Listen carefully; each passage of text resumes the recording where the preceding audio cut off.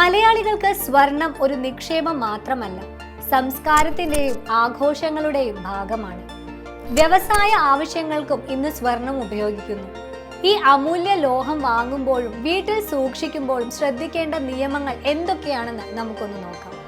Reserve bank of India കഴിഞ്ഞ കുറച്ച് വർഷങ്ങളായി വലിയ തോതിൽ സ്വർണം വാങ്ങുന്നുണ്ട്. ആഗോള സാമ്പത്തിക രംഗത്തെ അസ്ഥിരതകളും ഡോളറിന്റെ സ്ഥിരതയിലുള്ള ആശങ്കകളുമാണ് കാരണം. 2025 സാമ്പത്തിക വർഷത്തിൽ RBI ഏകദേശം 57.5 ടൺ സ്വർണം വാങ്ങി. ഇതോടെ 2025 മാർച്ചിൽ RBIയുടെ സ്വർണ ശേഖരം 879.6 ടണ്ണായി. മറ്റ് പ്രധാന സെൻട്രൽ ബാങ്കുകളും സ്വർണം വാങ്ങുന്നത് വർദ്ധിപ്പിച്ചിട്ടുണ്ട്. RBI സ്വർണം വാങ്ങുന്നത് പോലെ നമുക്കും ഇഷ്ടം പോലെ വാങ്ങാം.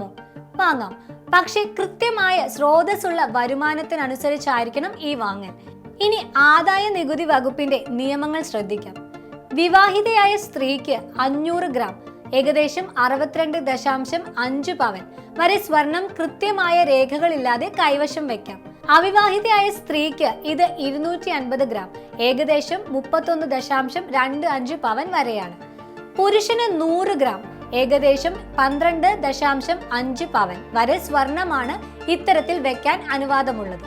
ഇതിൽ കൂടുതൽ സ്വർണമുണ്ടെങ്കിൽ കൃത്യമായ രേഖകൾ ഉണ്ടായിരിക്കണം.